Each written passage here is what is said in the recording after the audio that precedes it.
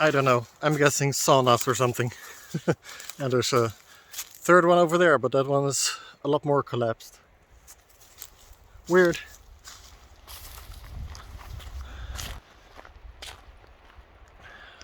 Okay, let's talk about some cultural differences and things you might run into when you come to Sweden. A little bit of a warning before I start making this list. This is all my own experience, and the experience for you might be different. And everything I list might just be in the area where I live and not somewhere else in Sweden. Also, some of the things I say might sound negative towards Sweden, but that's not my intent. They're just different, and different doesn't mean bad. Okay, what will you notice when you come to Sweden? Well, first of all, if you visit people's homes, taking off your shoes. Yeah, of course we take off our shoes in Holland sometimes as well, but here in Sweden it seems a lot more strict. It's even sometimes to the degree that if you invite somebody into your house, they don't want to come in because they have complicated shoes on, like working boots or something, and they don't want to take them off. It's too much effort. Taking off your shoes in somebody's house, a lot more strict here in Sweden. Another thing that you might run into just on your vacations here, Swedish people like to stick to themselves and their own social groups. You won't just start a conversation with somebody out of nowhere.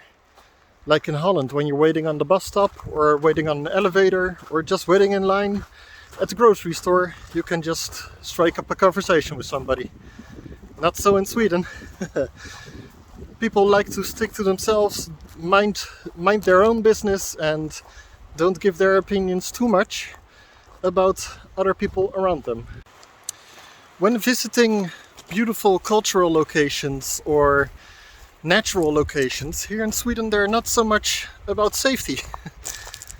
Like, if you were to visit a waterfall around here, you can just, walk up to the cliff's edge, and usually there's no fence or anything to protect it. Same thing with beautiful cultural stuff. Usually there is no protection between the cultural object and you. Not for your safety and not for the cultural safety. People trust other people a lot more around here to let everything be the way it is and to take your own safety into account. For instance, I've found mine entrances in the forests in Sweden. Usually in Holland those mine entrances would have been boarded shut so that you couldn't get in. Not here in Sweden. They're just open and you can walk in if you want. But your safety is your responsibility when you're out and about in nature.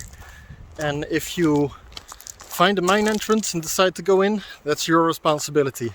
Now, when talking about safety in nature and when just hiking around, what I just said is very true. But when it comes to the workplace and your work environment, safety is a very high priority in Sweden. So do not think people are unsafe in Sweden.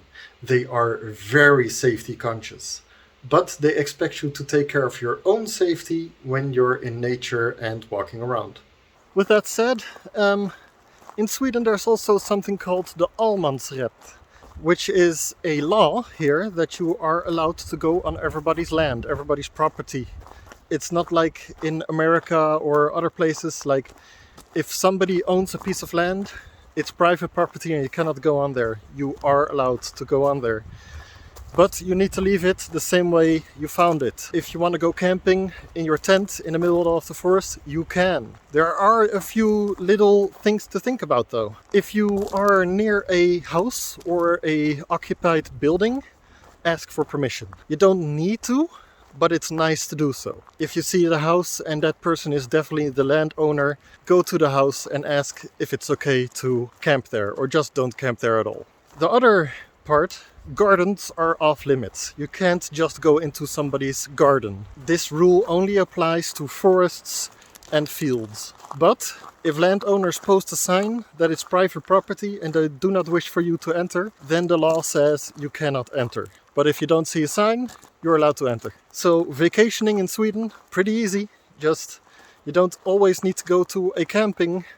You just park your van, your camper, your car, and your tent wherever you want and sleep. which is really nice.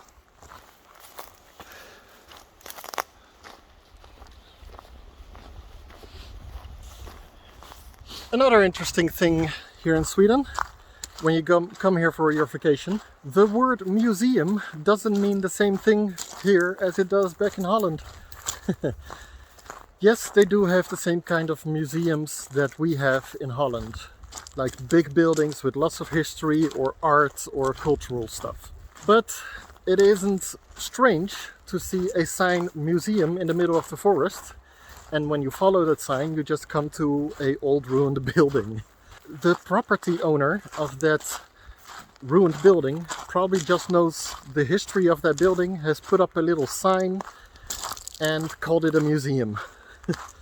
Yes, museums are kind of different. Yes, they have the big cultural museums, but you also have people calling things museums that definitely, to our definitions, aren't a museum. Nice. This is... Yep. That brings me to stuff like ruins. You are able to find old ruins of castles and buildings and other kinds of things around in Sweden. Close to where I live, I know of at least 3-4 castles within 2 hours drive. Very cool places to visit. 3 of those 4 castles, you can just walk into them and look at them. Now, there isn't much left. It's just basically almost ground level. All the walls are gone. There's no more roof or ceiling or anything like that. Back in Holland, you would definitely have them being fenced off, lots of signage that you cannot enter or that kind of stuff. But here they're just ruins, and they do point them out with signs, and the tourist information will tell you about them. But yeah, you just go there, park and walk on. It's not that much protecting them. Of course, there are castles that are being renovated, or there is a club that takes care of them and you need to pay entrance. But the most that I know aren't like that. They're just ruins that are almost gone, and you can just walk in and look at them and have a picnic on top of them. Also, talking about parking and driving around, as you can see, I'm walking on a gravel road. I'm waiting for the wind to stop. I might have this number wrong, but I think 70% of all Swedish roads are not paved. They're still sand and gravel roads. That's just because the country is so enormously big and the number of people here is quite small. They don't need all the roads to have tarmac. Also, a very small amount of roads have street lighting. You can expect street lighting only in the cities, not on big roads between cities even. So if you do come here, make sure your car is in top-tip shape and that it's ready to drive over some uneven gravel roads. If you spend your vacation in Sweden, expect shops to be closed between 12 and 2. Yeah. People here go on break, and their break is very important. In Holland, when you go to a shop, a store or a company or a business and you get there while they're on break, they will put their sandwich down, help you, and once they're done helping you, they will continue eating. Not so in Sweden. If they're on break, they lock their doors. You cannot even get into the shop or store or business. No, there is no way they're gonna help you because they're on break. Which is both a good and a bad thing. Good for them, because, you know, they get to have a break and without any stress. Bad for us, because we want something and we cannot get it. Now I'm saying 12 and 2, not because they have a 2-hour break, just because I'm saying that because some companies or stores have their break between 12 and 1, and others have their break between 1 and 2. So usually it's just 1 hour. Now, talking about breaks, here in Sweden they eat a lot more often than we do in Holland, and better as well. They have breakfast, then they have fika, then they have lunch, probably fika again, and then they'll have evening dinner. This is true for when they are at home, but this might not be true when they are out working. When they're out working, it's usually just breakfast, lunch and dinner. Now, here they have a warm lunch. What we back in Holland used to have as a dinner, just warm potatoes with meat and vegetables, or any other kind of warm dinner you can think about, they'll have that here as lunch. And then during dinner time in the evening, they'll have a warm meal again. And I have to say, it took some getting used to, but I kind of like it. I like having two warm meals a day. And sometimes you get lazy and you go back to your Dutch mentality and you just don't want to make a warm dinner for lunch, so you just whip out some sandwiches. And then all the Swedish people look at you strange, like, what is this guy? What kind of lunch is that? Now, for some differences for when you move to Sweden and want to work here and live here. Don't expect to make friends. Sorry. Yeah. Here, especially around where I live, people like to mind their own business and they expect you to do the same. So don't expect to make any friends. Swedish people around where I live, at least, make friends as children in school or at work, or maybe a sports club where they train together. If you aren't there from the beginning, they will have a hard time letting you come into their social life. Sometimes here in Sweden it seems that people make friends during their years as children or teenagers, and after that they never make friends again. I've had this confirmed by a couple of Swedish people that know about this and think it's also a bit strange. That's just the way it is, especially around where I live. Of course there are Swedish people that are very friendly and will make friends with you, but somehow that deep friendship that you can have with most Dutch people, even later in life, that doesn't seem to be easy for Swedish people later in life. Sorry. So how do you make friends with Swedish people? Well, you can't just shower them with gifts or anything like that. You can't be overly friendly. That stuff doesn't work. Get a job, learn the language, and be there and do the job well. That's the way I made some friends. Just be there daily. Like if they have a sports club or something, every time they meet up, be there as well. If you go to the gym, go there often, and if you see the same people a lot, talk to them a lot. It takes a lot of time to become friends with a Swedish person. But when you do make friends with them, they are very nice people to hang out with, and they will help you as much as they can. But if they give you a finger, don't take their arm. That doesn't work. Also, something interesting. If they invite you for coffee and you come over and drink coffee, next time you see each other, thank them.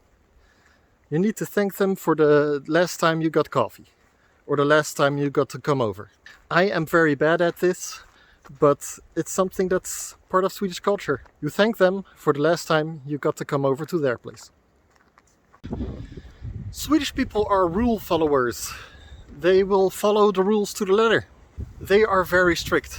If you come to a bicycle store with a bicycle of a brand that they don't sell, they won't fix it for you. They will follow the rules to the letter. If you need something from somebody and it's not normal for them to do so, they won't do it. While back in Holland, if you come to a car company that doesn't usually fix your brand of cars, they say, we'll do it, but it's going to cost you extra because we need to get the parts from somebody else. That doesn't work here in Sweden. And that is because they don't have enough competition. Businesses here aren't fighting for you as a customer. They don't care if you become their customer or not. In Holland, everybody is fighting for customers. They really care to keep you around as a customer, and they will do a lot more than here in Sweden. Which of course is very nice and relaxing for the company, and if you work for one of those companies, you don't need to work your butt off to keep the customer around. But as a customer, it's less fun. Of course, following rules is a good thing, but flexibility is also a good thing. And like I said, it's not a negative, it's just different. One very important thing: learn the language. You will not get a job if you don't speak Swedish. Of course, there are exceptions, but the jobs that you can get without learning the language are usually temporary. In my experience, it's almost impossible to get the job without learning the language. I myself spent 2 years getting my first actual good job after I moved to Sweden. It wasn't easy at all. But once I started learning the language, the job came a lot easier. But once you have a job, do not be the best. You know the expression, tall trees catch a lot of wind? Yeah, that's very true here in Sweden. If you are the best, they don't like competing with you, and especially not competing with somebody that isn't Swedish. If you are constantly the best, and especially if you're bragging about it, they won't like you. They have a word here that's called lagom, which is basically the word for average. They like stuff that is average. Everything needs to be average. Average is the best. Which of course can be very nice, because that means you don't have to work your ass off. You just work normally. And we interrupt this program with this.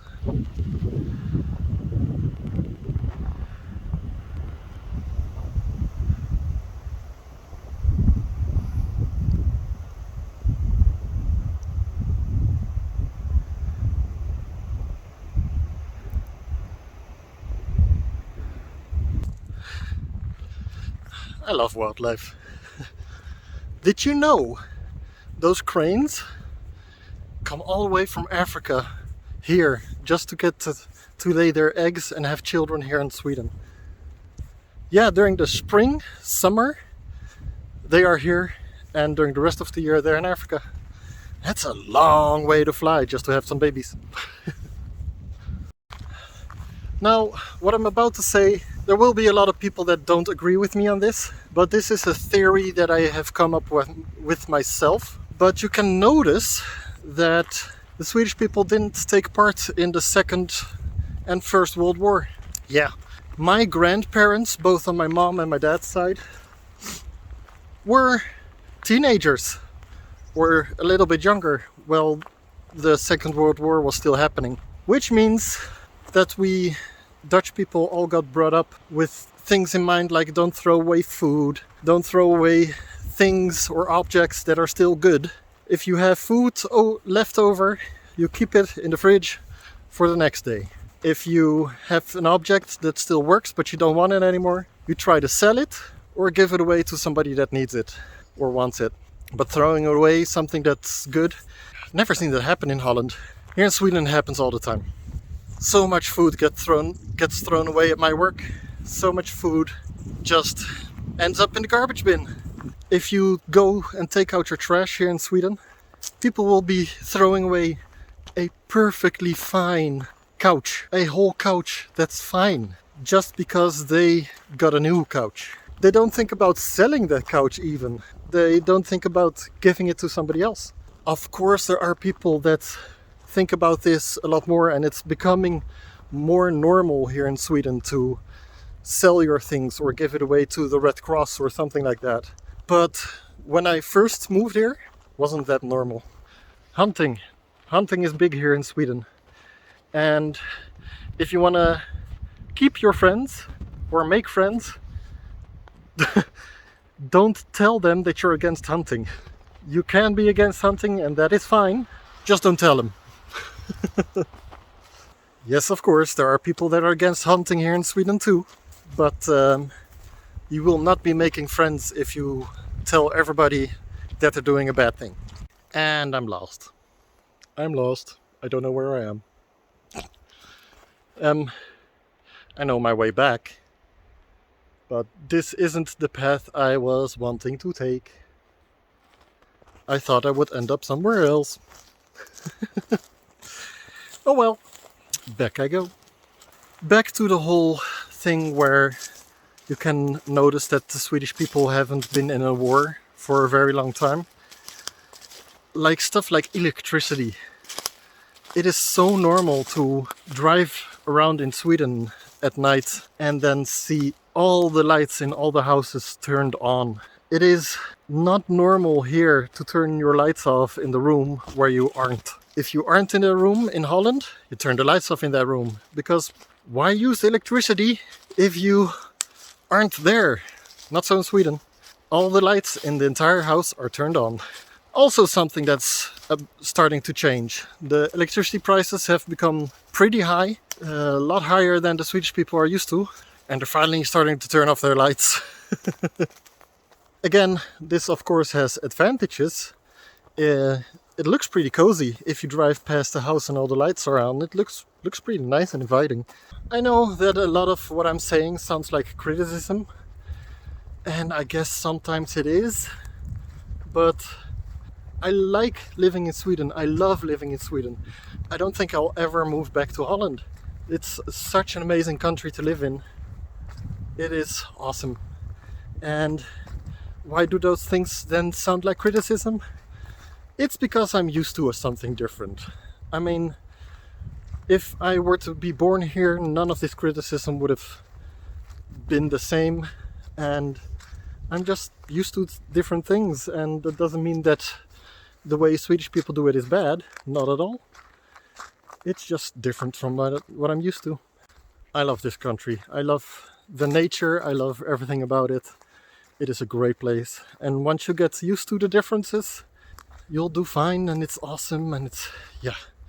I don't see myself leaving Sweden for a while. One more time. Everything I just said is just something I've experienced in my local area where I hang out. This doesn't mean that everything I said is how the rest of Sweden works. This is just what I have noticed.